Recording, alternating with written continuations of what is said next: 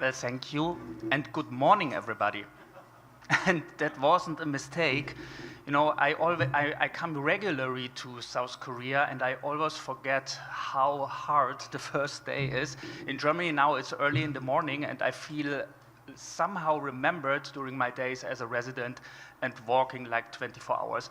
But the event is really fantastic, and I enjoyed it a lot. And you know what? I came to the conclusion Germany is sort of a developmental country in regards to rapid response systems. It's really amazing. So I learned so much today, and you can be sure I'll take this with me. Anyhow, you see the title, and I have been asked to talk a little bit about Europe, so I will do this, but not so much about Europe as a holistic thing, but more about Germany, and I tell you why.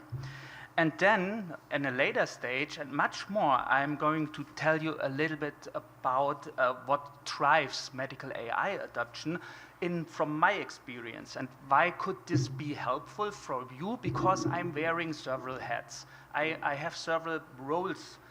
First of all, I'm a scientist. I'm a physician scientist, and I do research like 15 years now on AI and data science and medicine. So I know this perspective. On the other hand, I'm also a user. I'm a trained heart surgeon. I worked regularly on the intensive care unit, and I know how it feels like to work there and to be absorbed by so many data, but use so little data actually in clinical care.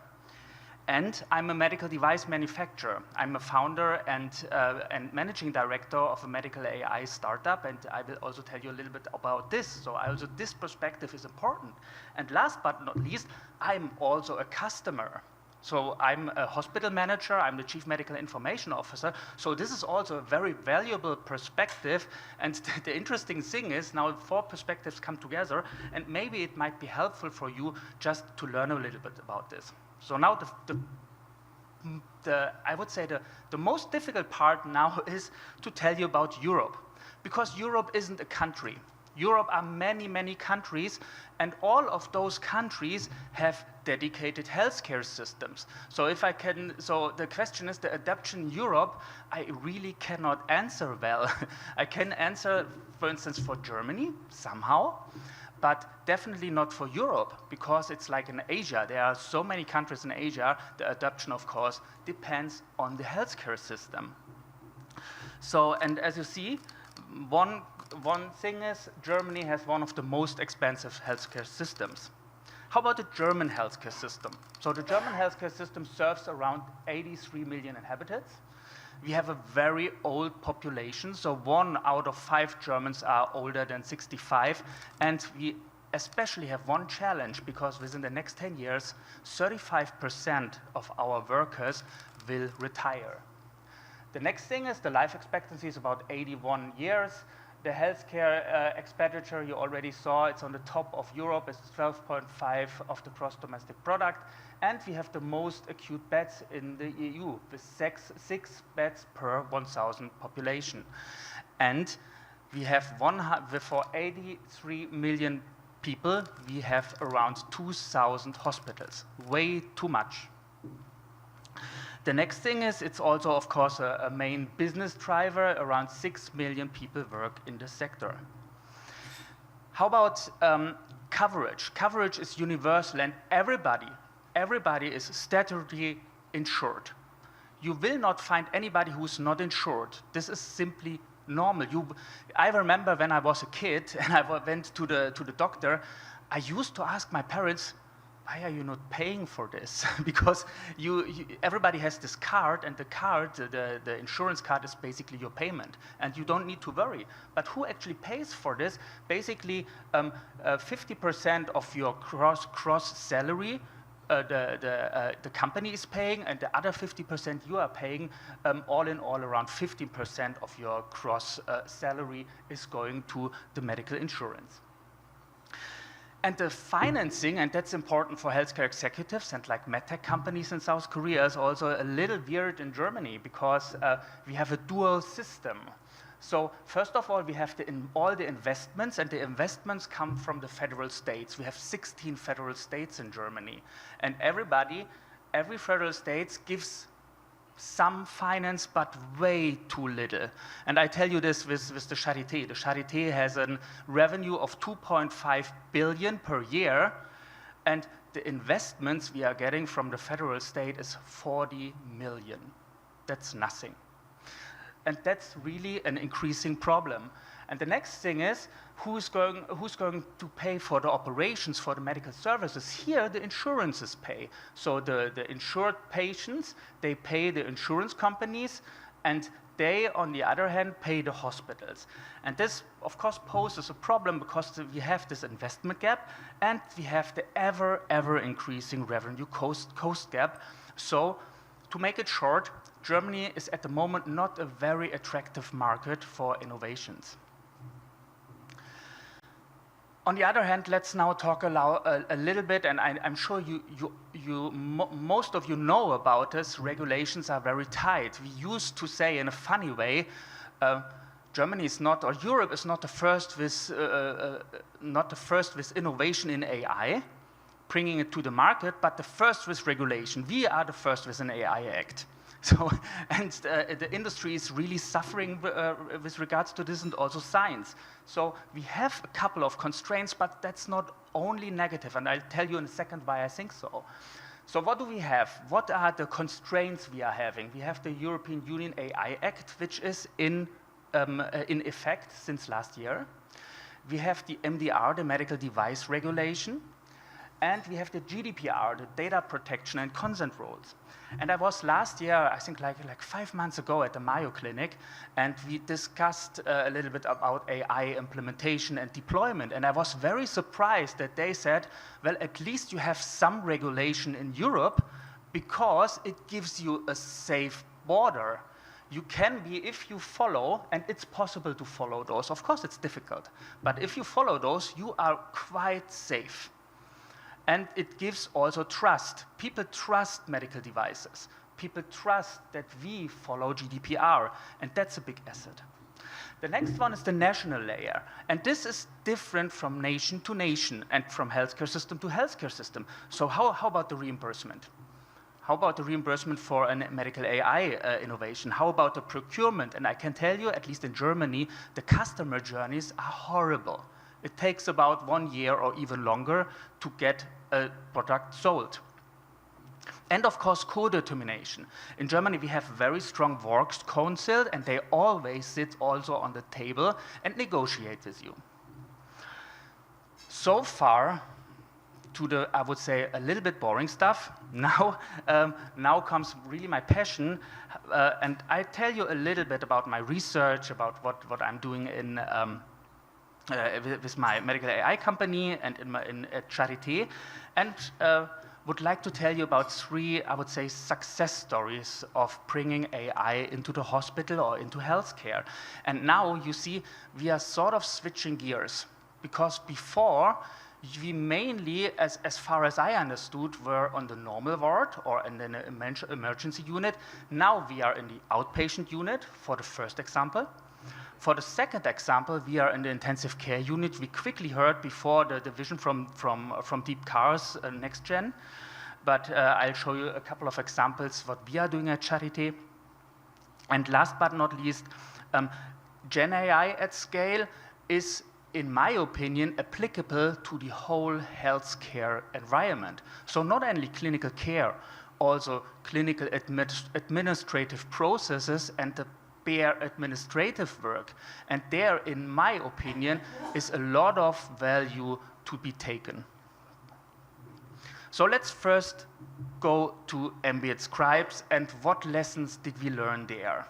So what is an ambient scribe? So probably most of you know this, but I, just for the sake, if somebody does not know it, I'll quickly explain. I always say an ambient scribe is sort of the marriage of medical speech detection and this medical large language model.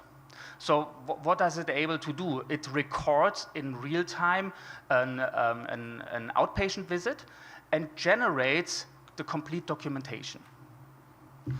And as you might know, this technology is, I think, already like 1.5 or 2 years old and in production in the United States. So we started this to implement at Charité, I think in the beginning of last year, in March last year. And the expectation from our physicians were really, really high. They said, I mean, this is something old. It's Microsoft. Of course, this will work. And it works since 2 years in the United States. What did we observe? The expectation was very high, and the user numbers really went down very low. And this was somewhat unexpected. In the final week of this month, we only had 4 recordings. And so the question was, what's the problem here? And some of you already have said this. Any solution, and it really doesn't matter if AI is the processor, it's really not important. Any solution has to be embedded in a meaningful workflow. That's really a lessons learned. And training. And product quality. That's the next thing. German is not English. Also, most language models are trained well also on German data. It's, of course, much more, the textual corpus is much larger in the English language. So what we did was twofold. We partnered with Microsoft for this private preview and worked together with Microsoft to improve the product for the German language. There was quite hallucination, I can tell you. The next thing is we did a re-engagement workshop, gathered with all physicians together, made again training, and then we went with every single physician, my team, and showed them how to configure it to serve their needs and put it meaningful in their own workflow, and the image changed drastically. So keep this in mind. If you deploy an AI product, it's similar as any other product. It needs to be meaningful, integrated into the workflow. Otherwise, this project can simply fail. And now people who use this, they don't want to miss it anymore. It's such a helpful tool. And so this was really a good lesson. It's not important that the engine is AI. And it's very important that you don't treat AI as a magic concept. It's just a way of doing things, and it should work like other ways as well. The next thing is real-time AI risk stratification for intensive care. And here, the lessons learned I would share with you is, does it work with my patients? And you all, I'm sure you all are aware of the sepsis disaster from Epic, where you really could observe very well that a predictive algorithm generalized not at all. So what's the setting? That's the intensive care unit, and that's actually a picture when I was a resident in 2013. And you have to know, one of my backgrounds is computer science, and I was so amazed. You see, there are so many devices, so many data, and I thought, oh my God, where do we store this data? Lessons learned, most of those data never get stored. These waveforms, they are just landing in the trash. Also, there's a lot of information to extract from these waveforms. On the other hand, I experienced morbidity and mortality conferences. We did them weekly. And there was a certain pattern observable that it seems to be in the end, you are much smarter when you look in a calm setting at the chart. And all of a sudden, I had the feeling many, many times there was a signature, an early signature of, I would say, a negative trend. And I would like to exemplify this. So this is a screenshot of a patient data management system, an electronic medical record, of one of my patients in 2016 was this. So you see here the time, it's 6 p.m., here it's 7:30 p.m., and here are only a couple of parameters plotted. So you see here the arterial, the systemic arterial pressure, you see systole mean, diastole, you see the pulmonary artery pressure, same pattern, systole mean, diastole, the central venous pressure, and so forth. And I don't even need to highlight this. This is the typical signature of a cardiopulmonary resuscitation period. And also, I don't need to highlight this, the next slide. You see a clear trend. And the thing was here, the care team, when I went to this patient, everybody was surprised, the nurses and the physicians, of this period. But when you look at the chart, and that's what I meant before when I said at the morbidity and mortality conferences, sometimes I had a weird feeling, because that's a clear pathophysiological trajectory, and everybody with a little pathophysiological knowledge knows that's a catastrophe which is developing here at the moment. And even if you know, this patient here had an isolated right heart assist device. And of course, I don't know the counterfactual now, but I can tell you the flow was too high. This patient, only because the flow was too high, I think it would have been trivial, but beware, we don't know the counterfactual, to prevent this happening. Because now, if somebody is under resuscitation, of course, the outcomes is much worse. So the goal was really to extract clinical, meaningful information from clinical data streams in real time and predict clinical, meaningful complications, actionable complications where you can actually do something. We already heard also this morning. Well, sometimes the clinical state is totally obvious. When a patient after 24 hours cardiac surgery comes to the intensive care unit, I know the prognosis is not very well. That's not actionable. We need actionable endpoints predicted. And that was the goal, what we did here. So we extracted the clinical data stream. We actually used transformer models and extracted clinical meaningful informations.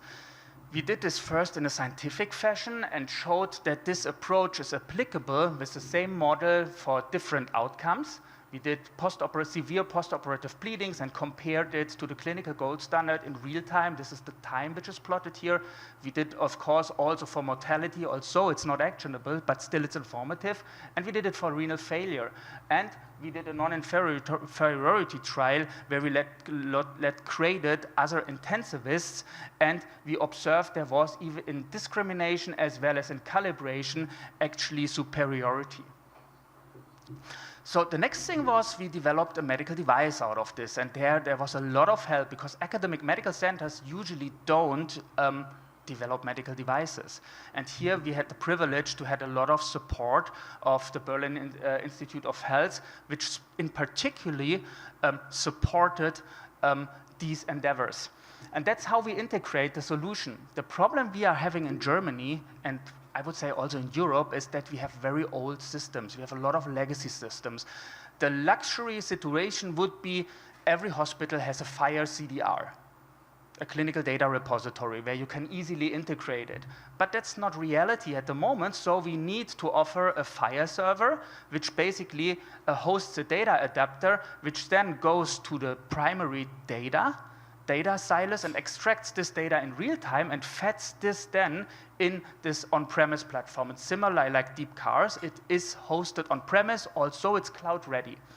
And we extended it with SDC. SDC is a standard like FHIR, but for medical devices, like monitoring devices, and DICOM for later integration of multimodal data, such as chest X-rays. And then we have the so-called prediction plugins, like one plugin for postoperative bleeding, one for renal injury, and at the moment we are developing one for hemodynamic instability. And that's how it looks like, and it's very close to the vision I had when I was at intensive care unit. I always wished a dynamic table with the patient identifier, and then here we have the columns. Here are the prediction plugins. So we have the prediction plugin here for postoperative bleeding, and we see at one glance, for instance, this patient has a 75% likelihood of developing within the next 6 hours severe postoperative bleeding, and we see the trajectory of this AI-based biomarker, including also here explainability features. Now the thing is, what we also observed, we have a problem with generalizability. You need really a lot of data, and we are a heart clinic, and we trained it with a lot of data, like with 80,000 patient encounters, but that's not enough. And also, it's only on a heart population. So, and if you look into the literature, generalizability is actually not an exception. It happens in almost any field, in imaging, in signal processing, and also in the use of large language models. And this problem of course, has a name. It's called dataset shift. And we also observe this nowadays when, for instance, people train on MIMIC data. MIMIC is a very popular intensive care open science data set, which contains data more than 20 years old. And of course, the way to perform medicine was different 20 years ago than today, and we need to account for this. So anyhow, how did we do this? We said, okay, first of all, if we would like to sell our products to customers, you need to convince the customers, because nowadays everybody knows from the sepsis catastrophe from Epic. And I'll tell you, if we use in our intensive care unit a sepsis algorithm, everybody has sepsis after a cardiopulmonary bypass surgery. So because this is cohort specific, very common. So we need cohort specific, at least cohort specific data or model calibration. And that's what we did here. So first, when we deploy a system, the first thing we do is local revalidation. When this was sufficient, then we can go into the live use and then iterate and do again local revalidation based on certain triggers. It can be yearly, it can be a safety event or whatsoever. But what happens when it's not sufficient? Then, and this is regulated also within the medical device, so it's, we can do this and are allowed to do this, we can fine-tune the data. And I always compare it with calibration of a medical device. You know, a Pico system you have to calibrate, right? To the patient. And here, this is a data product, you need to calibrate the data product to the hospital where would you like to use it. So we fine-tune it, we look at the model data, and then go to live use. And then just that you get an impression how much this can change the story, we created here a small experiment. You can see this is our algorithm to detect a postoperative renal injury, and this one we used on eICU data, and you see in blue the performance index, the positive predictive value, the F1 score is not good. Then, what did we do then? We only fine-tuned it for only one epoch. That's not much. And it changed, or you only look at the F1 score here, but it's similar above all other scores. It changed the story a lot. So this is, in my opinion, the way to go in these static models. If at least you need a local revalidation, and I ask every developer, every medtech company for a local revalidation to really make sure this product works also for my patients. So what are these six, based on my experience, what are these 6 gates then of AI adoption? So first of all, you need a clinical fit. There need to be a clinical need. And as we discussed before, only predicting mortality might not be meaningful. It might be in certain ways, but mostly not. It should be actionable. Then the integration is key. And integration, you have the workflow integration, but as well as the technical integration. And here the big challenge is technical, because we have to deal, I don't know the situation in South Korea, but in Germany and in Europe, we have to deal with a lot of legacy systems. Then, the point of evidence. Your customers would like to know whether the product works or not. So my local credibility is much more important for me than global AUC. And, of course, compliance, but this is just a prerequisite. You don't even get heard from a hospital to integrate your product into a hospital if you are not MDR compliant, of course, and GDPR compliant.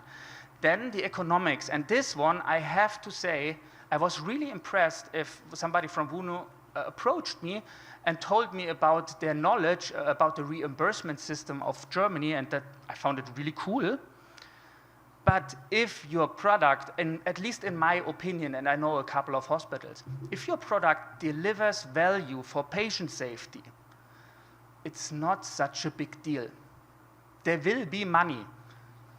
And the next thing is that if the evidence is overwhelming, then we have to implement it. Otherwise, it's really not ethical to do, right? So the thing is, the economics is if the product is working, the economics is usually not the problem. And of course adaptation, and that goes back to, and it was the same with Xcardiac, with this solution, and it goes also back to the ambient scribe.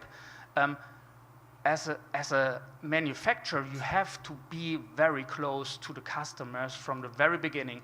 If they don't use it or are disappointed from the very beginning, they don't use it anymore. And then you have a problem. So training and support is not at all optional. So let's go now a little bit beyond a product and a little bit in the search realm. So what I showed you before was we only used electronic health record data, also like the news score uses electronic health record data. But we said, okay, based on my observation, we would also like to use wave data. We would also like to use, for instance, a multispectral camera observation in real time, and that's what we did. We created a setup, and you can see it here. This is in the intensive care unit. You see here the setup. You see a multispectral cameras filming the face. And in real time, you see also here sort of a monitoring which shows the calibration, and here a small computer which is hooked up, and that's because of the legacy systems, hooked up directly to the monitoring system. That was a prospective development study, and we included around 250 patients. We just submitted the manuscript to this, so I cannot show you too much, but I would like to show you one, and I would frame it as observation because this was sort of surprising. And we are in the preparation of now a confirmatory trial. Only look at this outcome, because here you can see a difference. This is the multispectral signature of a non-eventful patient trajectory, and that's the signature of a severe postoperative stroke. We observed 9 in 250 patients, and we could observe them from minute 5. And with much more accuracy than the other signals. We are currently also working for a next manuscript on a multimodal fusion for this, and hope there will be more gains even from multimodal fusion. But the thing is, if we are able to confirm this data, but we need to be first skeptical, so that's the reason why I frame it as observation. But if we are able to confirm this, this would at least be for those patients, because postoperative cardiac patients have a quite high percentage of postoperative stroke, a game changer. And then let's go to the outpatients, or not really outpatients. Let's go to the people who are not yet patients. And this is, you might think, well, why is BMW there? This is a weird collaboration. BMW with an academic hospital. But I tell you, this is a fantastic collaboration. I really like this project. It's one of my favorites. And what we did with BMW is we would like to define the car as an health space, and as a space where you get monitored, health monitored over the time in a very controlled environment. And we created a car for this. It took us 1.5 years. And now we performed a study. We already finished the recruiting phase. The last patient in was in December last year. And we had 5 different patient cohorts and 120 patients all in all. And our aim was to technical and validate it, and to validate the medical feasibility. And that's how it looked like. We have 4 dedicated health sensors. One is based on our research on remote sensing. The next is we use millimeter wave radar. We use a phonocardiogram on the seat belt, and we use a steering wheel ECG. This is dedicated health data, and of course we can use much more. You would be surprised how many data is recorded in the car. You can even mimic clinical examinations like a timed up and go test. And now imagine this like 5 years, every morning at 8 o'clock.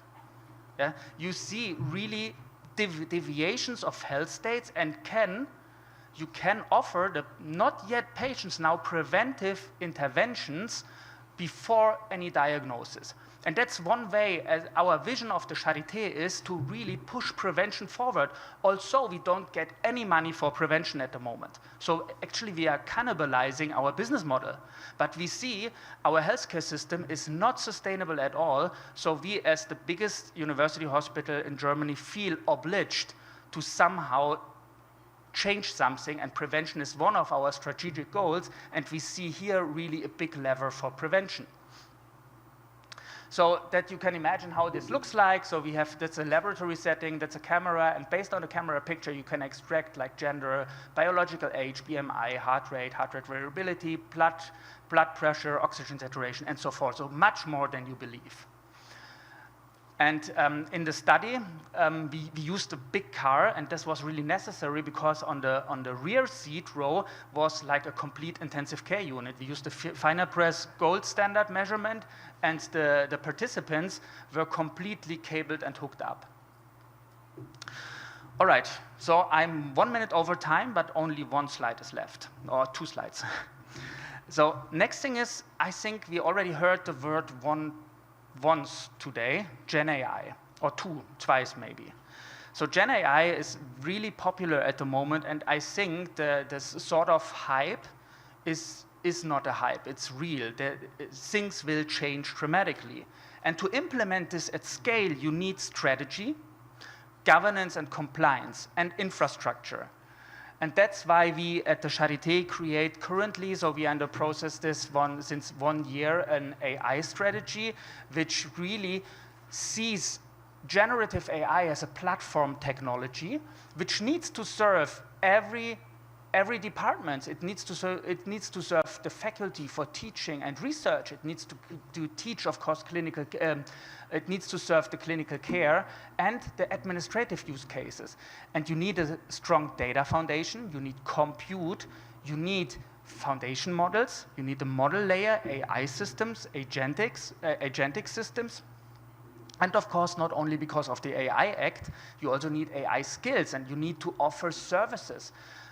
Most academic medical centers have, in fact, services for like biostatistics, and we need to also offer our employees and scientists services for AI.